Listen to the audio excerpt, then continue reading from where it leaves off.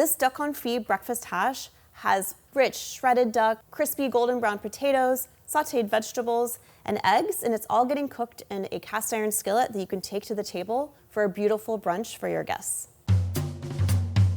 A hash at its core is really chopped ingredients cooked together until crispy in one pan.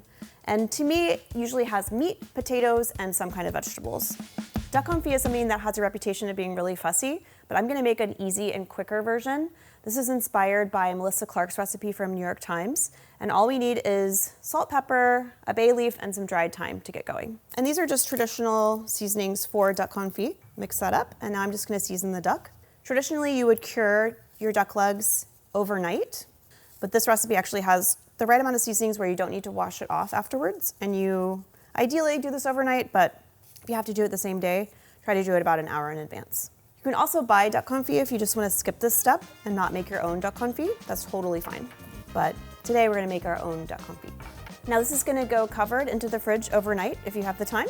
And I actually have one that's been sitting since last night. Okay, here are my duck legs from yesterday. I'm just going to lightly oil these duck legs because I am starting them over medium-low heat. I'm not getting the skillet hot before adding them. So I'm going to slowly raise this up to medium, and I'm just trying to get some browning on the skin of the duck and to get some of the fat to start to render. Just going to put a little press here to make sure I get nice, even contact. You can see that this has already rendered quite a bit of fat, and the skin is already a nice golden brown.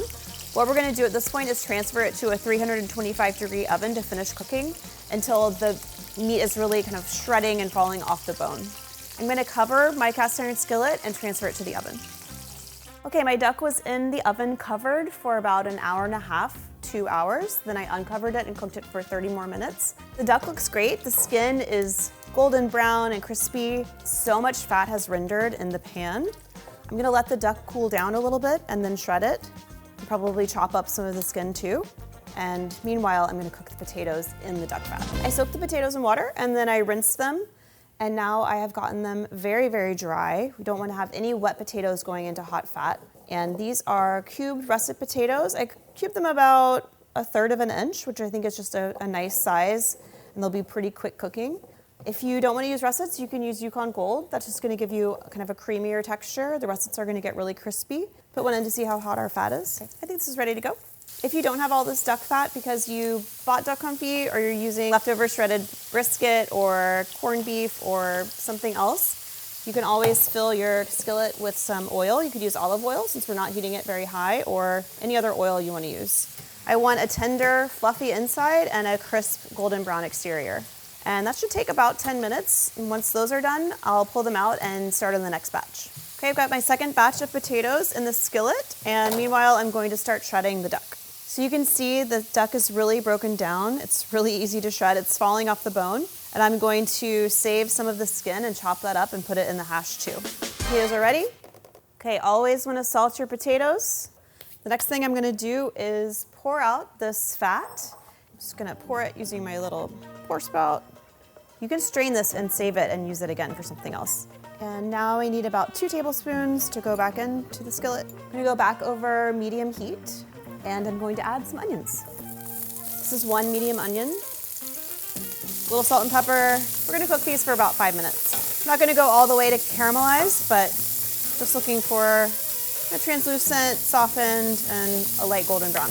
Next, we're going to put some kale in here. You can use any green you like, or you don't have to put greens in here at all. This is the part of the recipe that's very customizable to whatever you have at home and whatever you like.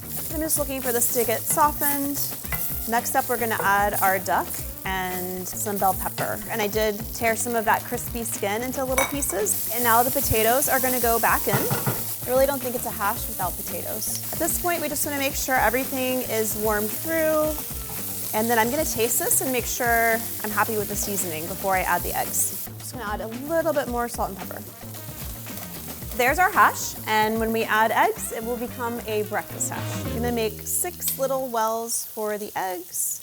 I'm looking for the whites to turn opaque and the yolks to be set. Got this over medium-low, and now I'm gonna cover it. You can cook it depending on your likeness, but it's gonna take about 4 to 6 minutes. Okay, I'm gonna move this off the heat. It's been just about a little over 4 minutes, and You can see that the whites are opaque, the yolks are done. This looks really nice. To top it off, I have a cilantro-avocado sauce.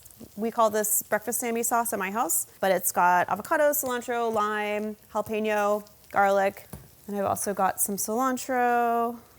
Put on top, make it look pretty. And there you have our Duck Confit Breakfast Hash. All right, this looks beautiful. Let's give it a taste. Oh, it's really good. It has a lot of richness from the duck. The crispy potatoes are giving such nice texture.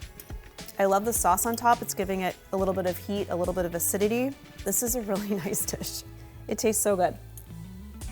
I hope you take this basic formula for making a hash and make your own version at home. The cast iron skillet is really the perfect vessel for a dish like this because you can go from stovetop to oven, back to stovetop, into the table. It's gonna keep your dish nice and hot. I made this version for a girls' weekend and my friends are still talking about it. If you have any comments or questions, please drop them below. I'm Rhoda, I'm in the Made in studio. Thanks for cooking with me and I'll see you next time.